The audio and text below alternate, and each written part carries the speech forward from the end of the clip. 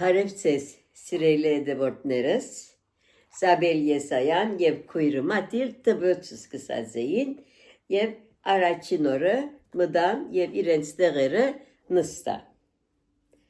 Նայենք հիմա ինչ եղավ։ Հետո քիրկը բացին և ինձ տվին որպեսզի գարտամ։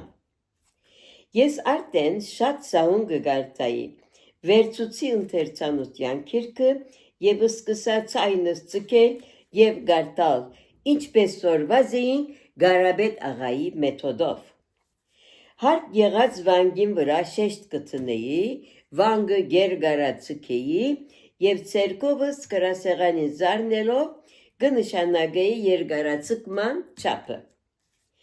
Ընդհանուր ծիծաղը գրքիչը դակնու վրա ըրին սրահը։ Հսկիչ վարժուին իր սեղանին առաջ անցած մեկ ցերկով անվերջ քանակը գզարներ սեղանին և մյուս սովը գզանկարեր, որպեսզի սրահը հանդարտի։ Աչքիս ծայրով կտեսնեի, որ մեծ աղջիկները գողերնին բռնած կնետվեին մեկ աջ, մեկ ձախ ու կմարեին խնդալեն։ Առաջին բանն չհասկացա, որ իմ արդասովոր ընթերցանության եղանակս էր, որ հրաչ կբերեր այդ ծիծաղները և դակնու վրա գներ սրահը, բայց երբ հասկացա, դակչուր ինգավ գլուխես վար, որուն հաջորդեց բաղ քրտինք։ Քույրս Մաթիլդ գուլար, իսկ ես գնայեի ամբողջ սրահին ոխերի մսկացումներով։ Առաջին անգամն էր, որ իրապես հաղորդակցության կմտնեի արտաքին աշխարհի հետ, առանց տնեցիներուն մեկն ու մեկին պաշտպանության։ Երկու քույր նետվել էինք դուրսի անծանոթ և թշնամական աշխարհի մեջ։ Ընդարձակ սրահը իր շարք նստարաններով, որոնք վրաներեն անհամար գլուխներ կդառնային դեպի մեզ, ալեգոտ ծովումը տպավորություն կներ։ Քույրս կշարունակեր լալ ալիվողոր մեծգլդանքներով և ես կնայեի շուրջ բոլորս գարչելու դեղմը փնտրելով։ Ոչ մեկ բարեկամական նայված չէր պատասխաներ իմ ակնարկիս։ Այնադեն չեմ գիտեր ինչ ուժեմ մղված ելա նստարանին վրա և կանգնեցա։ Ձեռքերս կապեր էին կրնակս և շուրջս կդիտեի դառնալով մեկ և մյուս կողմը։ Հսկիչ վարժուհին եկավ ինձ մոտ, կրկին նստեցուց և խրախուսելու համար ինձ ասավ, թե շատ լավ կգարտայի, բայց թե ոչ բարալու պետք կար, ոչ ալ վանգերը շեշտելու։ Ինձ տվին երրորդ դասարանը և քույրս վեցերորդ։ Այն հանգամանքը, որ ընդելացած էի գրաբար ընթերցանության, ինձ վարկ տվավ դասարանի մեջ, շուտով ուշադրություն գրավեցի նաև պատմության և աշխարհագրության մեջ։ Դասադուներս առհասարակ ուշադրություն կդարձնեին ինձ, կհամարեին, որ շատ ընդունակ աշակերտ եմ, բայց ձույլ, որովհետև երբեք չէի պատրաստել գրավոր դասերս։ Հաճախակի կգործընծնեի գրքերս և տետրակներս, երբեմն նույնիսկ գրկնոցս և գրկնագոշիկներս։ Թե դպրոցը և թե տունը ամենքը կկանգադեին ինձ մե, կսաստեին, կպատժեին և նույնիսկ կծեծեին։ Որովհետև ոչ ոք, ոչ ինձ կանգադող ուսուցիչները, ոչ իսկ հայրիկս չէին գտած միջոցը ուղղություն տալու, հունմը տալու իմ ուժերուն և որ իմ մեջս կբարձրանային։ Ինձ կդրդեին և որոնք կարտահայտվեին երբեմն իբր բուռն զգացումներ և հաճախ ինձ կմղեին ըստ երևույթին անդրամաբանական շարժումներով և արարքներու։ Այդ սակայն չեմ կարող ասել, թե թշպատ երախա եղած եմ։ Այդ տարիներուն թշպախտության կաղապարանից չունեի։ Իմ անհատական դրամատրություններս գհանդիպեին պուրն թիմատրություններու և ես գբայկարեի անընդարձ ֆիզիկապես և խելքով։ Գբայկարեի դնեցիներուն թեմ, դբրոցին թեմ, իմ դարեգիցներուս թեմ, անթուլ անթաթար։ Երբեմն ժամանակավոր հաղթարակ մը գդանեի, բայց շատ ավել հաջող գբարդվեի։ Բայց այդ բարդությունները ոչ ինձ գթարնացնեին, ոչ ալ գհուսահատեցնեին։ Բարդությունը գմարսեի, գչեզոքացնեի, անմինչապես ընդունելով, որ բարդված եմ և գվերսկսեի նոր բայկարի։ Այդ էր իմ կյանքիս անհրաժեշտությունը և այդպես ալ մնաց մեծնալես հետո իմ կյանքի բոլոր շրջաններուն դարբեր պայմաններու և հանգամանքներու մեջ։ Այո, այս վերնակիրը նոր վերնակիր մնե դբրոցը, իրեն դբրոցական կյանքը։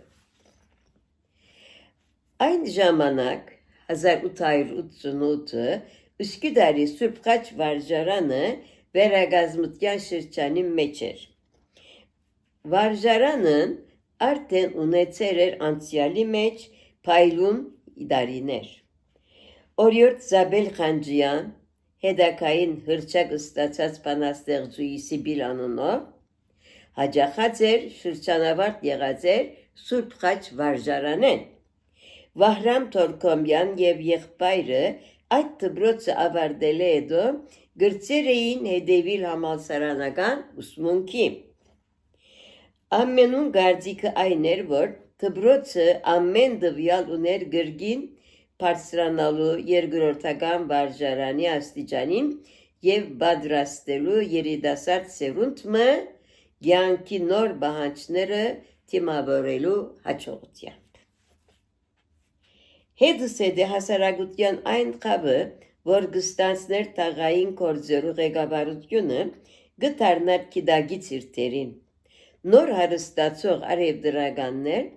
որոնք իրենց ետևեն կքաշեին միջակ կարողության դեր գործի մարդիկ և շուկայի խանութպաններ, որոնք առաջիններուն կապված էին նյութական շահերով, հաջողեր էին հրաժարեցնել նախկին պահպանողական և գղերամիտ տաղական խորհուրդը։ Հաջի աղաները և նոր հոգաբարձուներ ընտրեր էին երիտասարդ, լուսավորյալ, ուսմունք ստացած մարդիկ։ Այս նոր հոգաբարձուներու մեջ շատ լավ կհիշեմ Ֆերհատյան և Ավկեր Էֆենդիները, երկուքն ալ եվրոպական գրթություն ստացած, որոնք երանտով կհետևեին ու կհսկեին ծրագրված վերագազմության։ Գլխավոր և ցավոտ խնդիրը ծաղկոցն էր, որ կհաջողեին 4-7 տարեկան չկավոր երեխաներ։ Ծաղկոցը երկսեր չէր, աղջկանց դպրոցը ուներ իր ծաղկոցը և մանչերուն դպրոցը իրը։ Երկու բաժանումներն ալ հանձնված էին հինեն մնացած բարավարժուհիի և ծերունի պատվելիի, որոնց ամբողջ դերը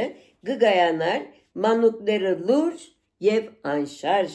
պահելու մեջ, և այդ նպատակին հասնելու համար անոնք չէին վարանել ծեծի դիմելու և երեխաները ահաբեկման ենթարկելու։ Աղջկանց ծաղկոցը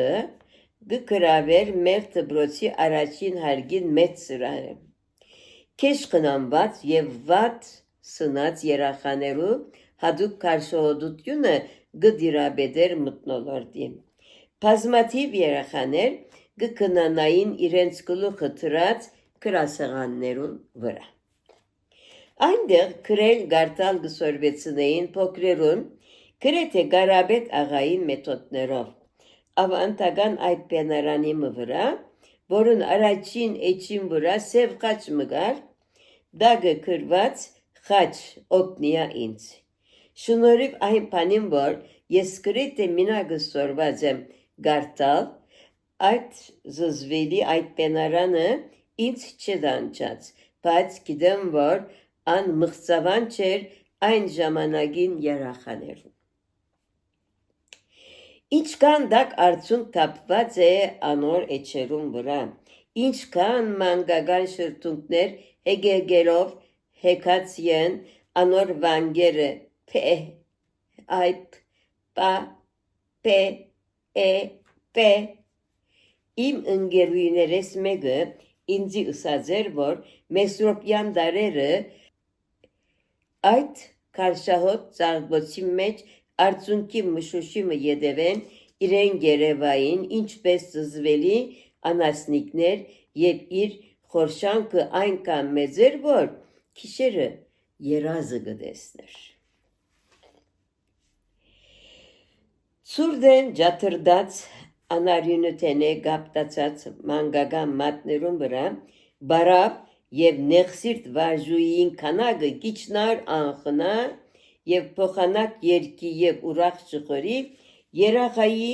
հևքոտ հեծգլդուկներ գպարսրանային այդ ծաղգոցեն։ Այդ երախաները Üsküdarի ըստորին խավերը գազմող մարդոց զավակներն էին։ Գրեթե ամբողջովին ծրի, ոչ լոտ, հիվանդոտ, գեսկուշտ, գեսանոթի։ Այդ անջար երախաները ավելի մեծ դժվարության կենթարկվեին աշնան և ծմրան խոնավ և ցուրտ օրերուն։ Կհիշեմ թեր թշպախտ երախաներ, որ հարգադրված ցեխոտ ոտնամանները հանելու ձակձկված գուլբաներով կբարձրանային սրա։ Նոր հոգապարծությունը վերջապես հաջողեցավ վերջ տնել այդ վիճակին։ Ան նշանագիր էր երիտասարդ վարժուիմը և օգնակամը և ծաղկոցը դարձավ երկսեր։ Ծաղկոցի նոր վարժուին Աշճյան մականունով սիրուն երիտասարդուի մներ։ Հոգածու իր արտուզարտին միշտ կգրեր ջերմակ ասեղնակործված օձիք և տևնոցներ։ Անիգա քրած և հրադարագած էր Թեղին Վարդեր անունով բանաստեղծությունը, ինչ որ փառքի լուսաբսակ գուդար իրեն։ Գսիրեի զինքը և հագարակ որ ոյվե գապ չուներ ինձ հետ, գեսորի արձագուրտին ժամերում կտեկերեի իր շուրջը։ Ան օրմը ժպտեցավ ինձ և ես երախտաբարդ մնացի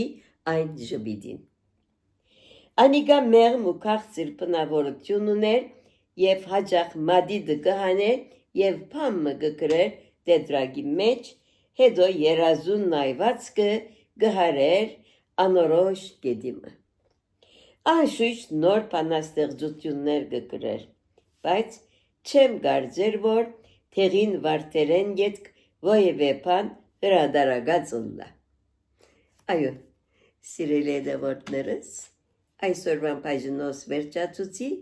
շարունակությունը հաջորդով։ Ցտեսություն։